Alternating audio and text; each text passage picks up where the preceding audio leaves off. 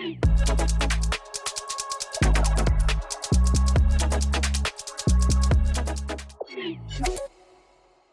this is Brian Pash, and welcome to another podcast interview. Today, we're going to be talking about the future of automotive retail, specifically today on fixed ops, and how AI is changing the game to help dealers fill gaps in their service process, retention, and to generate more opportunities in fixed operations. In order to accomplish this task of helping you, the dealer community, I've asked Dan Mcallister, he's the Chief Revenue Officer at BLiNKAI, to join me. Dan, welcome to the show. Yeah, thanks, Brian. Really looking forward to it. So Dan, let's just start very quickly at the top. You have been in the automotive industry for a while, and you saw an opportunity to join BLiNKAI as a great next step for your career. What did you see in this particular company that excited you to say, okay, this is where I want to plant my stake in the ground and make an impact for dealers? Well, that's a great question. I mean, first of all, I've been really interested in AI and what its impact, was and is on the automotive industry. I sought out and talked to a bunch of CEOs of some AI companies and some dealers. And what I loved about what BLiNKAI was bringing was that they really reached out and connected with the customer at whatever level they're coming in, whether they're coming in through the web, they're calling in on the phones, or there's an outreach need because of declined service or whatever information that DMS needs to be mined, and then reached out to the customer. And the way they do it is sort of I like to look at it as it's like the intelligence that is in between all of the different tech layers of a dealership, now really harnessing that data to be able to create results. All right, so let's break it out, because one of the things that we're doing in preparation for the Modern Retailing Conference coming up just in a few days in Palm Beach is to help dealers understand the differences, the strengths and weaknesses, almost like a SWOT analysis for the different AI products, especially those who are doing voice, email, and texting for dealers both in fixed ops and variable ops. So one of the things that I loved about your product is that it can communicate via voice, email, and text. And the first thing that jumped out was the fact that you have the ability to take in telematics data and dedupe that, clean it, normalize it, and then identify the dealer's customers. And the dealer then can choose automatically which customers, which needs, which alerts they want to use as a campaign outreach. This, to me, is solving a huge manual process. I know, Toyota has, for example, a pretty big telematics stream. Dealers would get these lists and give them to their BDC, and it seemed like kind of like a manual process. Are dealers starting to understand that the stream of data from telematics is a huge revenue opportunity? Yeah, I think so. I mean, what you find is when you look at the base level of conversion before and after, it really jumps off the page. So what's really happening when you apply manual process to it is you lose the timing. Everything is about timing with these alerts.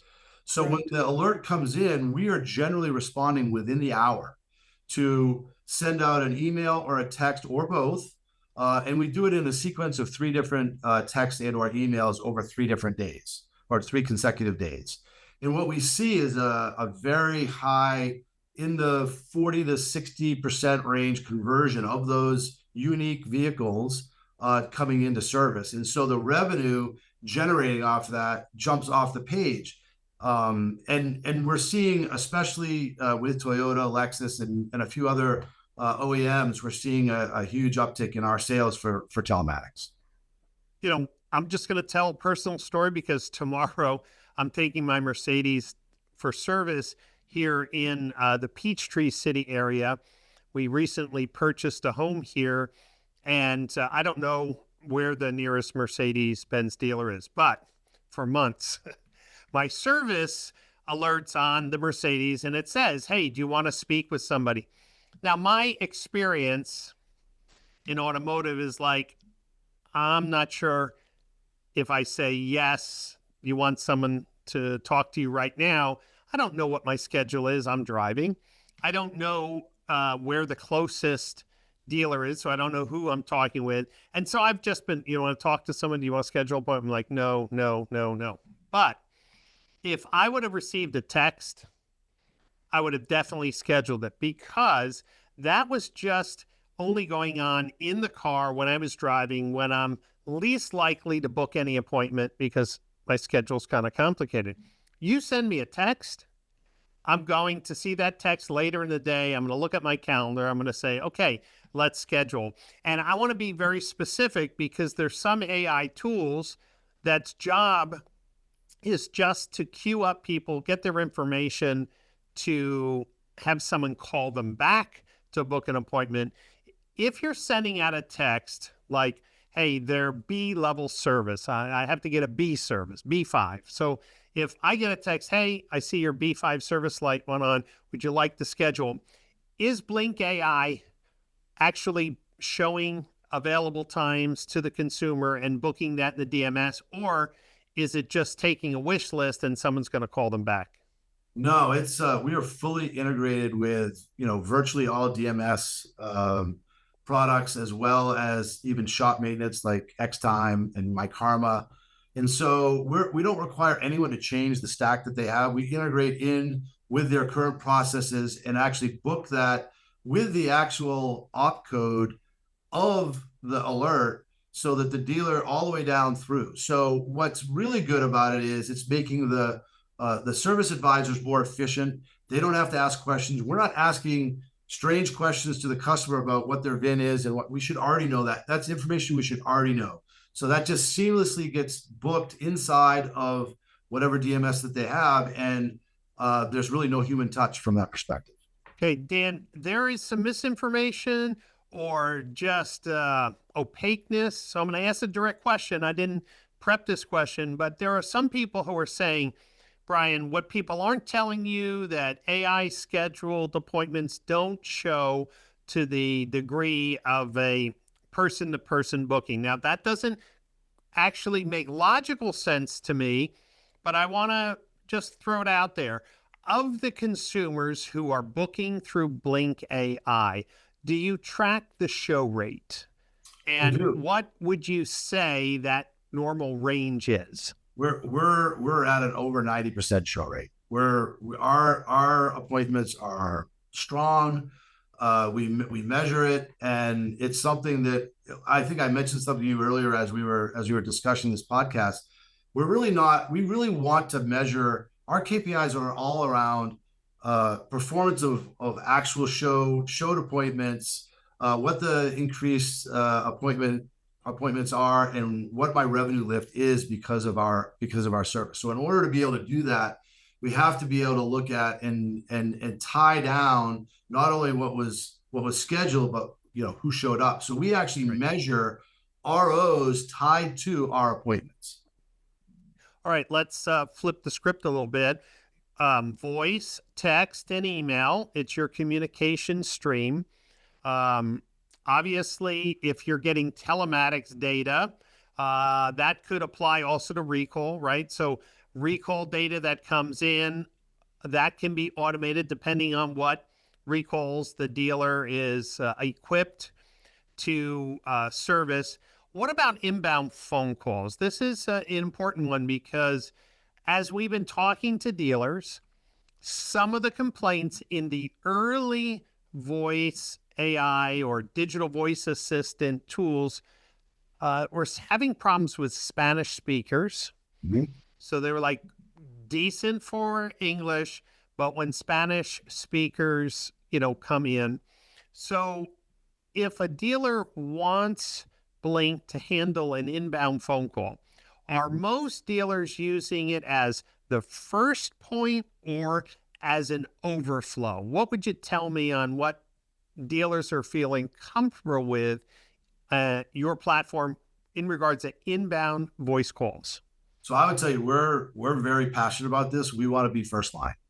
We feel in order to provide the most value to the dealer, we need to be able to efficiently and effectively answer phone calls and handle the task. So we want to take the burden of the dealership, some of the hard things. And listen, dealerships don't do a great job with their phones. They just don't. We know that. The Yes. data will show that. So we want to take that burden off and make sure every call is answered. In fixed ops, 70% of calls coming in are to schedule to check a status or to change an appointment, and they also may want to talk to someone. We give them a way to exit out to a live person at any given time, but we're trying to fulfill as much of those calls as we can automatically, and then give an elegant way for a live person to follow up with those items, because we can't handle everything, for those items that can't be handled through an automation or an AI agent. So let's go through that. BLiNKAI grabs the call. The majority of the calls, BLiNK is going to be able to handle and book or resolve to the customer's satisfaction. And then if BLiNK is feeling like, no, I'm stuck, I don't know the answer, how is that escalated then? For what are the dealers doing? Are you forwarding that call to a hunt group in the service BDC or service advisors? How does that work today? So generally in onboarding, we will determine dealer by dealer where they want those, I will call troubled calls, to go. Now, troubled calls come in two different kind of flavors. One is we measure sentiment all the way through the call. So we're measuring sentiment. What's happening is, are we succeeding? Are we failing? What's happening? And we measure that. And based on what our score is, we will send that call to whoever the dealer has told us to send that to. Got it. And along the call, if sometimes if there's a misunderstanding, we can't get out of it what we want, we will proactively say, would you like to talk to a live agent or a service agent? And so that's been working extremely well. And of course, because it's AI, it's getting better and better and better, as it learns and as we get more and more phone calls in. Great. Now, one of the things I was thinking about telematics, just about my recent booking experience, because I found that Mercedes-Benz of Atlanta South is my closest dealership. When I called, a person eventually answered. And one of the things that was interesting is when I used their online service scheduler and I put in my VIN, it thought my car had 61,000 miles. And this is why I'm thinking about telematics. And I knew there was something that was very relevant to me. We don't drive much in our family. I'm on the plane a lot. We travel a lot. But this 2021 Mercedes-Benz vehicle has 34,000 miles, right? So effectively 5 years later, so you can see. But I bet most systems are using some average, algorithm to figure it out. So when I put in my VIN, they said, 61,000. I don't know where they got the number from, but I guess it was a projection, which of course was way off. And that's why I think this telematics data is going to be so important. I had a Corvette. I recently sold it, but after 4 years, it had 3,200 miles. And I think dealers are sending out offers, warnings, you miss this, based on a schedule, but not on real data. So I just thought that since you can handle the telematics data, you can really provide relevant offers instead of estimation. Does that align with what you're thinking, Dan?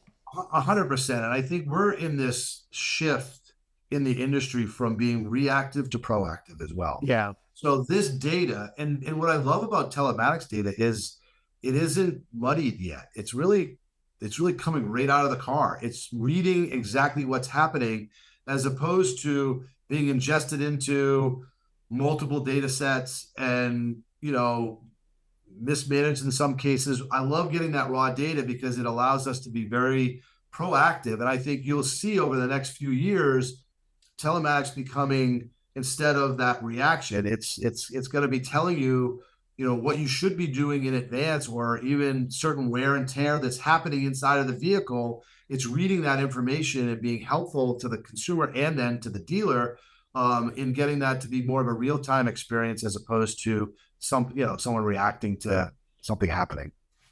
I agree. I could go on telematics, but I wish the cars were and the tools were using this data more often. Let's talk about one other very hot button when it comes to AI. And I just bring this up because we're talking to dealers right now as we're doing this market research report on all the tools that are helping dealers with their inbound calls or messaging of customers and sales and service. And it seems that some dealers who got in early had a bad taste. And so, when I look back, the early, say, voice assistant platforms, Brook, Stella, even Car Wars Kerry, and at that time, we really weren't talking about large language models. We weren't talking about training the AI. Today, I'm hearing more AI products saying, look, give us your brand promise, give us your documents for service process, give us, you know, almost like your service advisor training manual will ingest this to help tweak our communication style or recognize, something that you've branded. Where are you today in answering this question? How can you train BLiNKAI AI to be more consistent with our brand, our style? We're a luxury dealership. I think of like Ray Katina in New Jersey. Everything about their message and market is exceeding, a customer's expectations. So where are you with enabling dealers to feed individual policy, framework, communication documents so that BLiNK is more aligned with their process? Yeah, so in our onboarding process, I mean, this is a big part of it, especially with our voice customers, really understanding what the tone and the voice of the dealership is in their marketplace. We take a little bit different approach to our AI. We actually announce upfront that we are a virtual agent. We do not hide behind it. We are very obvious about it, and we also find that that brings everyone's sort of level down. People understand who they're dealing with, and we're able to accomplish the task that we're trying to do along the way. Now, of course, we don't try to have dealers reinvent their process to ours. We always try to mimic whatever their process is, and our AI is learning on that as we set them up and get ready for live. But we're able to onboard our voice clients very very quickly within a couple weeks.